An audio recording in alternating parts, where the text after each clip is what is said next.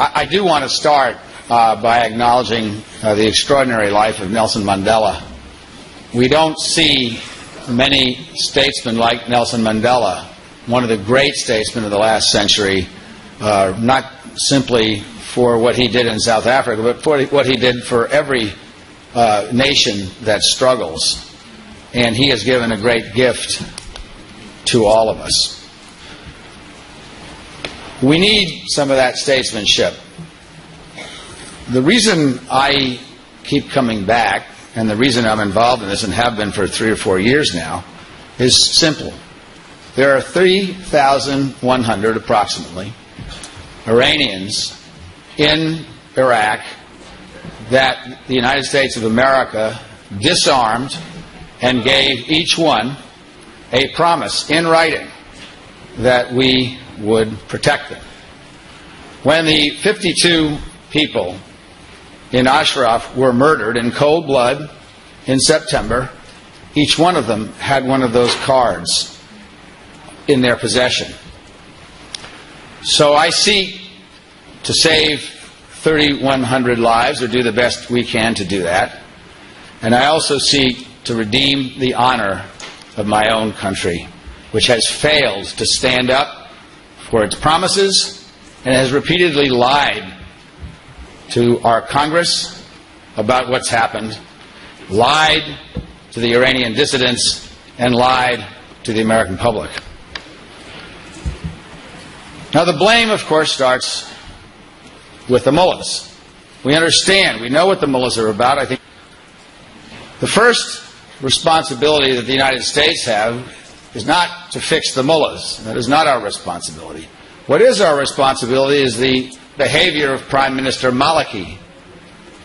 Because without the United States of America, Prime Minister Maliki would be sitting in Tehran in exile. I prefer him to be in North Korea, perhaps in exile, but he would not be in Iraq. We created Prime Minister Maliki. Prime Minister Maliki, as I predicted 11 years ago when I opposed the intervention in Iraq, is a puppet of the mullahs in Tehran. Prime Minister Maliki takes his orders from the mullahs in Iran. The first recommendation that I have is that the United States Congress cut all military and civilian aid off to Prime Minister Maliki.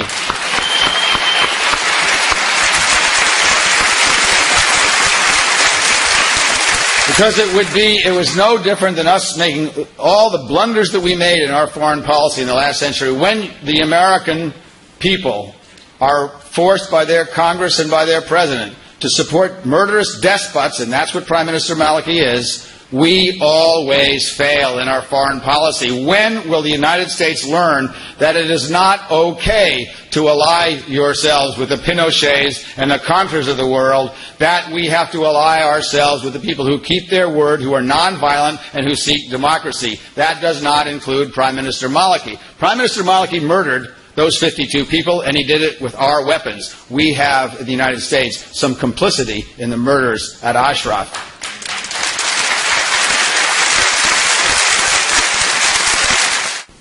Our State Department testified before the Congress of the United States that the people at Camp Huria had a significant number of T-walls and other defensive administration. That was a lie. They did not have that equipment. So the people that said that to the State Department, said that to the Congress, either didn't know, in which case they're incompetent, or they were not telling the truth, in which case they're now in contempt of Congress. We have to do better than this. We are supposed to be the leading democracy in the world. We are supposed to be the leading advocate for human rights in the world. We have completely and utterly failed.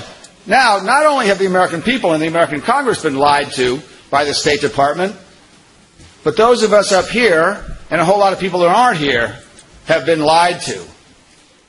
When the State Department wanted to move the MEK out of Ashraf, they came to us for help. We helped convince Madame Rajavi and others that they needed to move out of Ashraf for their own safety. Can you imagine how we feel We Americans that helped the State Department convince the Iranian dissidents to move out of Ashraf, to go to their present habitat.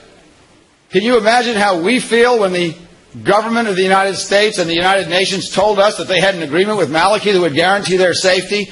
The State Department didn't just lie to the United States Congress and to the American people. They lied to those of us who are Americans who convinced them to help them in their policy to remove people from Ashraf. There needs to be a change. The State Department needs to redeem itself, and it can only do that by telling the truth. Now, the fact of the matter is we're running out of time. When Bill Clinton left office, he was asked what his greatest regret was. And what he said was that his greatest regret was not intervening in Rwanda, where 800,000 innocent men and women and children perished in a genocide. The United States cannot say they were not aware of what is happening in Iraq. What I don't like is the notion in this quote-unquote realpolitik, the notion that we're really willing to sacrifice 3,000 people's lives so that we can get along with a group of people in Tehran that have repeatedly lied to us and boasted about fooling us. Part of the negotiation cannot be the entrapment of 3,100 people who we promised in writing that we would protect. You can't do that, and if you do that, you are no better than the other people practicing realpolitik. Realpolitik is an excuse for telling lies, doing what you want. It's short-term thinking. Short-term sacrifice of human rights never leads to freedom. And if Nelson Mandela didn't teach us that, we need somebody else to teach us, because we have not yet learned his lesson.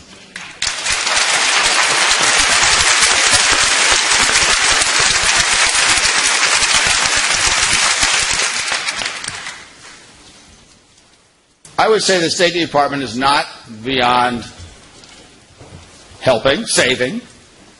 They have done some things right.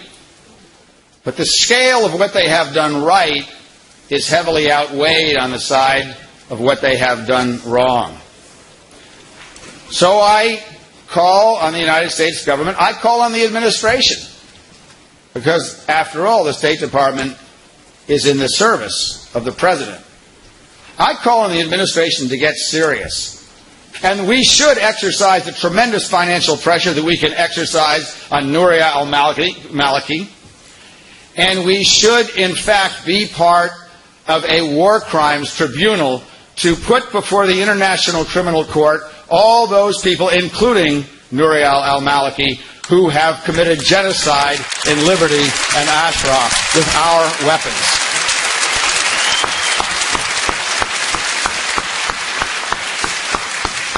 So I want to close the way I started. This is not just a matter of saving innocent lives. Innocent lives are taken every day. This is a matter of saving innocent lives, which the United States is aware of, which the United States has a special burden for, since we promised each one of them in writing, personally, in writing, that we would protect them.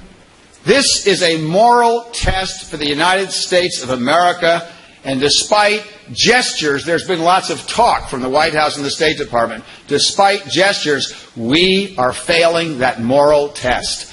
And 2 days after the death of one of the truly great statesmen of the last century, I call on my country to be great again, to stand for the democracy in deed and not just in word, and to keep its promises to these 3,100 unarmed Iranian exiles who we promised to protect. Thank you very much.